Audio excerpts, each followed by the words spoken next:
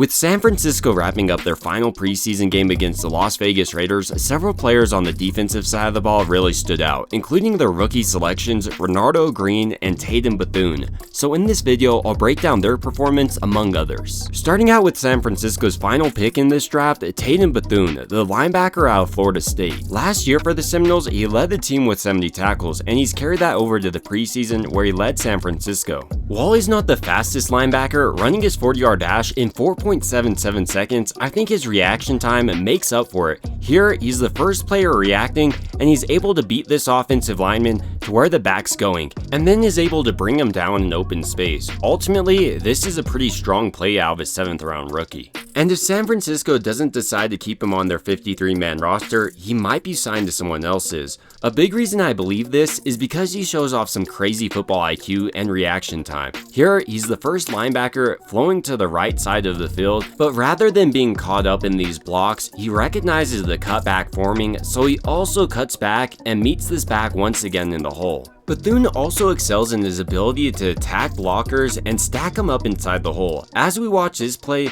Bethune does an excellent job of identifying that gap forming, and once the offensive lineman does try to block him, he meets him with the same amount of force he would meet a running back, and this really causes this play to be dead in the water. His coverage ability is also pretty solid. As we watch this play for instance, he does an excellent job of faking coming on the blitz, but then recognizing the quarterback targeting his man and is almost able to get there for the interception. Outside of Tatum Bethune, I thought San Francisco's second-year linebackers in Jalen Graham and D. Winters also had a couple of nice plays. On this play specifically, Graham does a nice job of reading this read option, getting outside contain, and once the quarterback finally does pull it, he's right there and meets him for a loss. Winters, meanwhile, continues to show off the speed he offers San Francisco's defense, and I really love his coverage ability on these little hook type patterns because he gets there so quick and is always looking to punish the back or receiver coming over the middle. Outside of San Francisco's linebackers, I was pretty impressed by their corners, specifically their rookie Renardo Green.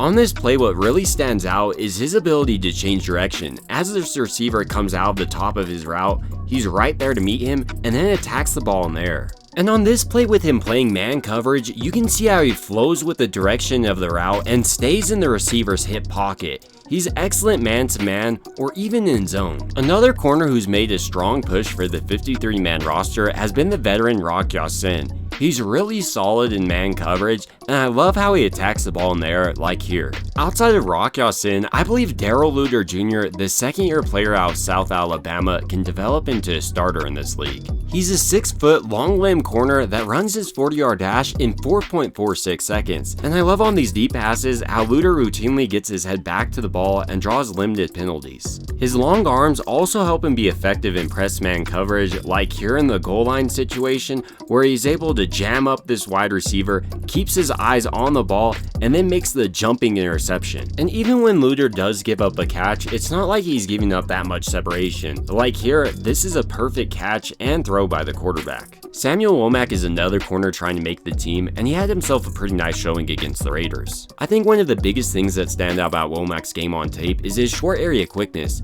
As you watch his play for instance, he's able to identify the quarterback targeting his man and breaks up this pass before the receiver even has a chance. I've also thought Womack across his time in the NFL has done a good job of addressing his tackling weakness. Like here, he does an excellent job of bringing down this back. One area in which he continues to struggle though is his deep coverage. I think he just gets caught looking in the backfield too often. Right here for instance, you can see him reading the quarterback, but he should be on top of his man, especially since it's man coverage. It'll be really interesting to see if Nick Sorensen and Kyle Shanahan do decide to bring back Womack.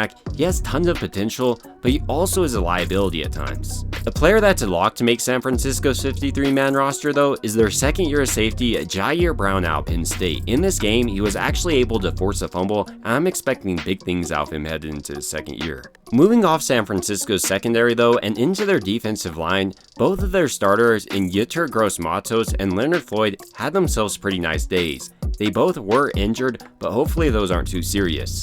On this play specifically, Yetur Gross-Matos does an excellent job of collapsing this pocket with a bull rush before finally hitting this tackle with a swim move, which causes Peterman to fall into the arms of Floyd. Outside of their starters, I've been impressed by Jonathan Garvin, the CFL defensive end. He does an excellent job of keeping tackles outside of his pads, by keeping his hands active throughout the play. As you watch this play, for instance, they're constantly fighting, and he's able to finally get to the quarterback because of this. And here with San Francisco's rookie defensive tackle getting into the backfield almost immediately, Jonathan Garvin sees where the back is trying to cut and meets him there. Speaking about San Francisco's rookie Evan Anderson, he's so quick off the ball despite being 326 pounds. On this play, he's nearly able to get the tackle. In a similar way on this play, Anderson comes out with an insane first step and then utilizes a double swipe move to beat this guard to the quarterback and effectively blew up this play. The most impressive play of the day on the defensive side of the ball, in my opinion, comes from Maliek Collins, the defensive tackle.